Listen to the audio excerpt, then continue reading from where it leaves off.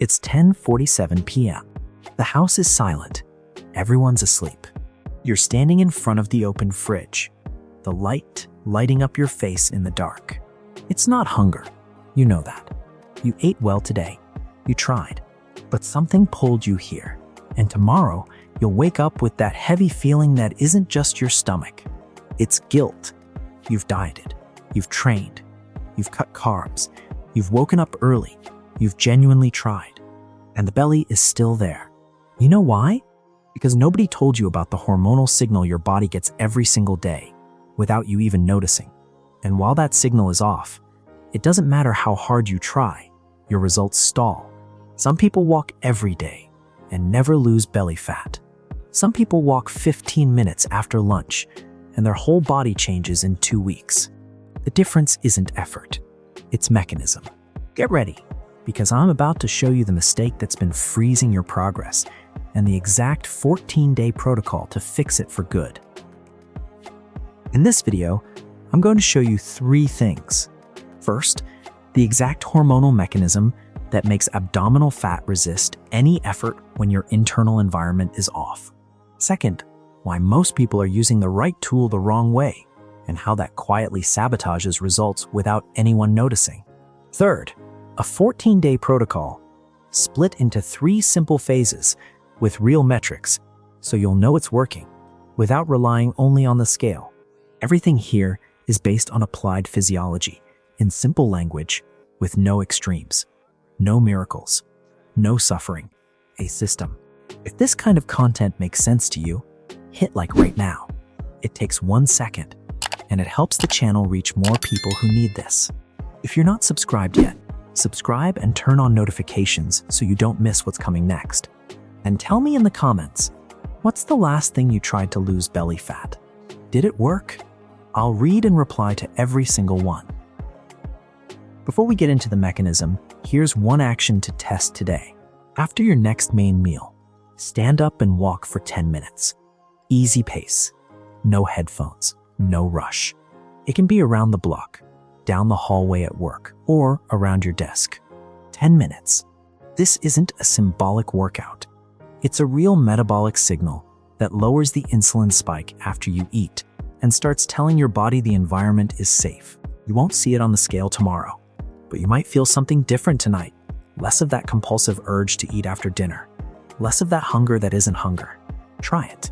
Tell me in the comments. Now, to understand why this works for real, I need to explain the mechanism. Let me introduce you to someone. She's 43.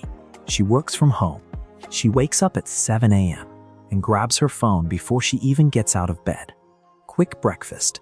Meeting at 8:30 a.m. She knows how many calories are in everything she eats. She knows the weight of a handful of nuts. She knows the difference between good fat and bad fat. She read about it. She researched. She watched videos. She swapped soda for sparkling water 2 years ago and never went back. She walks 3 times a week, 40 minutes, headphones on, an upbeat playlist, and she goes. At night, around 9 p.m., something happens. An urge she can't quite name. It's not hunger. She had a solid dinner, but she stands up, goes to the kitchen, and eats something that wasn't in the plan. Every day she starts over. Every day she tries again. Every day she blames herself. And the belly is still there. Sometimes it even looks like it got worse. She isn't weak. She isn't lazy. She's asking the wrong questions. And nobody has corrected that yet. Maybe you see yourself in her somewhere. Maybe it's exactly your story. Maybe the only difference is the time of the meeting. Her problem isn't effort, it's mechanism. And that's what this entire video is about. Most people who get stuck losing fat are asking the wrong question. The wrong question is, how do I try harder? More dieting? More training? More discipline? More sacrifice? And when it doesn't work, the conclusion is always the same. I'm the problem. But that's the wrong question. And a wrong question never leads to the right answer. The right question is different. The right question is, what signal is my body receiving every day? Because the body doesn't run on willpower. It runs on signals. Hormones are signals. Sleep is a signal. Stress is a signal. Movement is a signal. When the signal is wrong, results stall, no matter the effort. When the signal changes, the body changes. Not because you got stronger, but because your internal environment changed. That's the core reframe of this video. It's not about trying more. It's about adjusting the system. To understand the mechanism, you need a simple mental model. Think of your metabolism like a car.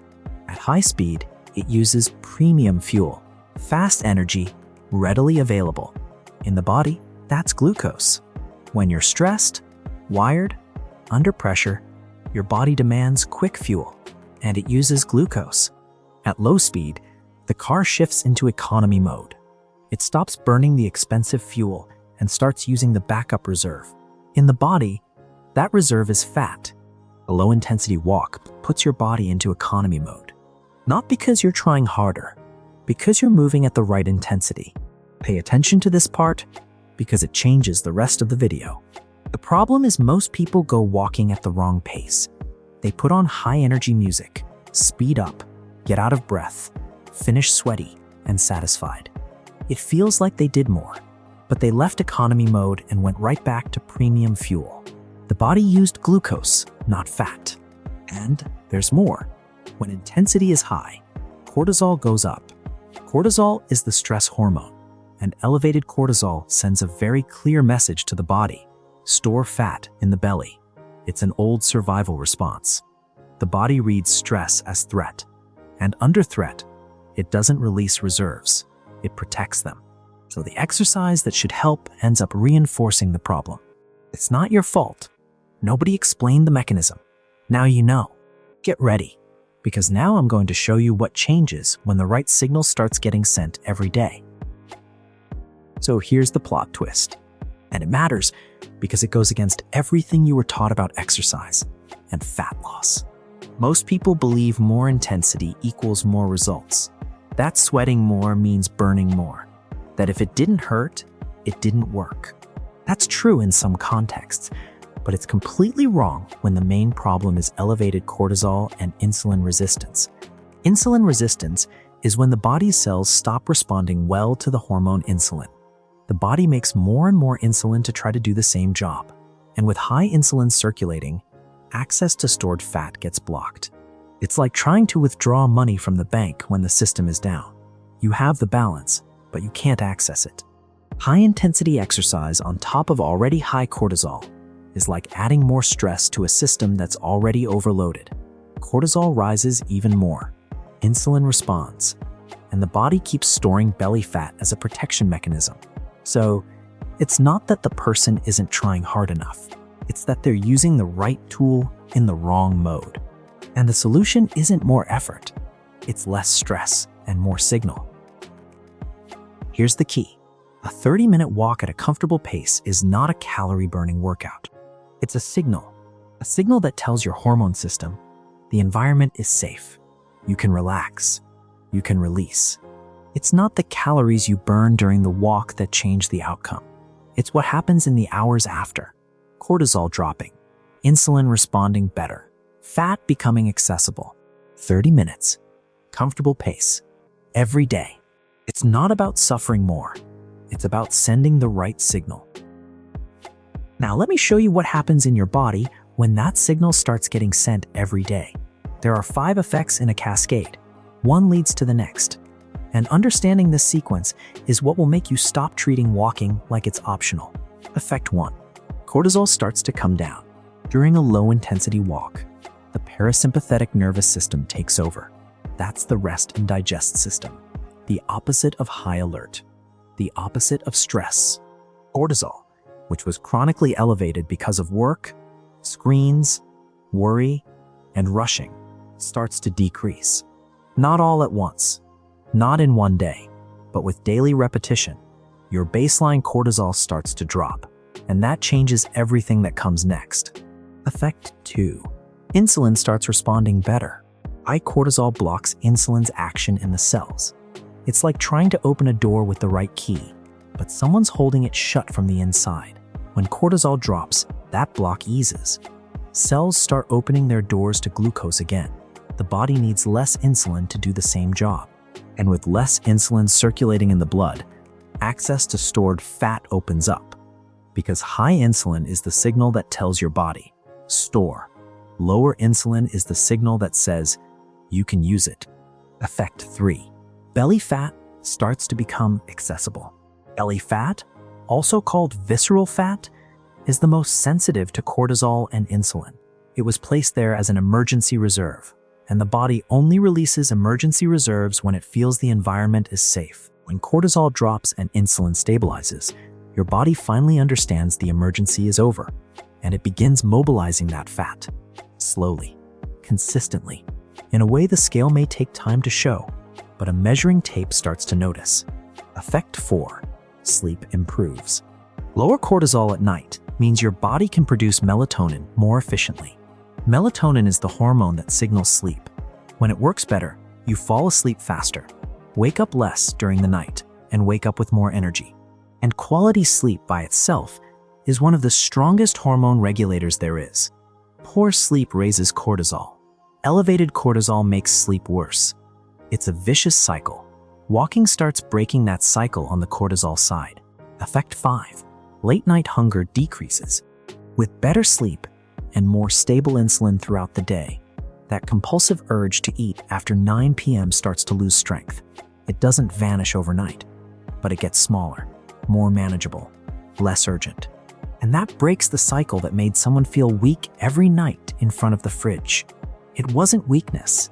It was the wrong signal, and now the signal is changing. One effect leads to the next. It's not magic.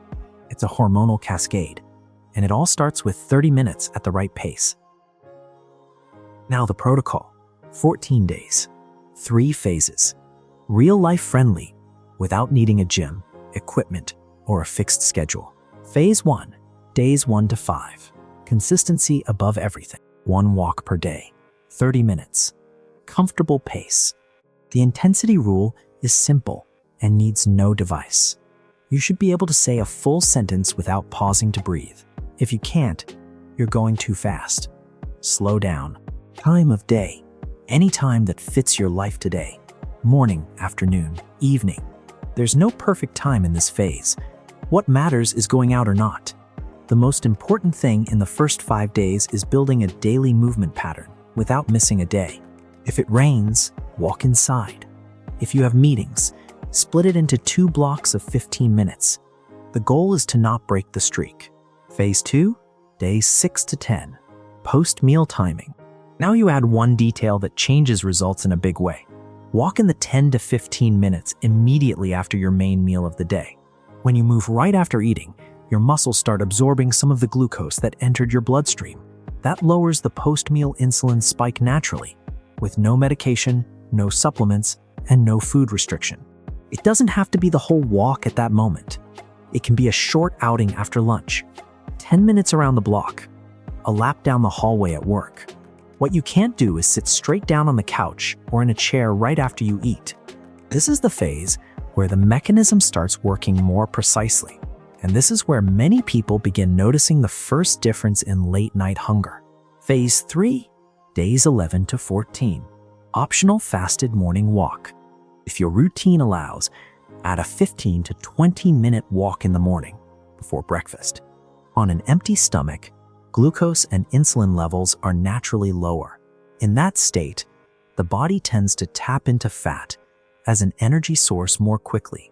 It's not mandatory. It's not a prerequisite, but for people who can fit it in, it boosts the effect of the earlier phases in a consistent way. If phases 1 and 2 are working for you, phase 3 is what takes your results to the next level. How to measure if it's working. 4 metrics. Metric 1, a measuring tape at your waist. Measure on an empty stomach. At the same time, once a week. In the first 2 weeks, your waist is more sensitive than the scale. Metric 2, sleep quality. Are you sleeping deeper? Waking up less during the night? That's one of the first signs cortisol is responding to the protocol. Metric 3, late night hunger. Is it decreasing? Less urgent? Easier to ignore after 9 p.m.? That suggests insulin is stabilizing throughout the day. Metric 4. Mid-afternoon energy. Is that crash between 2 p.m. and 4 p.m. smaller? Are you making it to the end of the day with more in the tank? That suggests more stable blood sugar. You can and should use the scale, but it's the least sensitive of these 4 metrics in the first 14 days. When people use only the scale as their standard, they often quit right before the results were about to show up. The most common mistakes. You've probably made at least one of these. Mistake 1. Intensity that's too high. People want to sweat so it feels worth it. They push the pace way up. They get out of breath. They finish exhausted. And they think it was a better workout. But they left the low intensity zone. Cortisol went up. The signal was wrong. Simple rule. Can you say a full sentence without pausing to breathe? You're at the right pace. If you can't, slow down. Mistake 2. Only doing it when you feel motivated. Motivation is a feeling. Feelings fluctuate. If you only walk when you feel motivated, you'll walk 3 times a month at best. The protocol works through repetition of the signal every day, no matter your mood, your fatigue, or the weather. Mistake 3.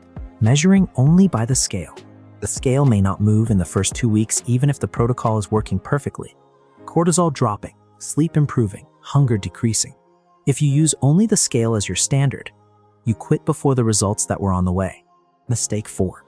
Listening to high-energy music during the walk. This is the mistake nobody talks about, and it's counterintuitive. Fast, stimulating audio raises your heart rate involuntarily. You leave the low-intensity zone without noticing. Cortisol rises. The wrong signal gets sent, even with the right time and the right route.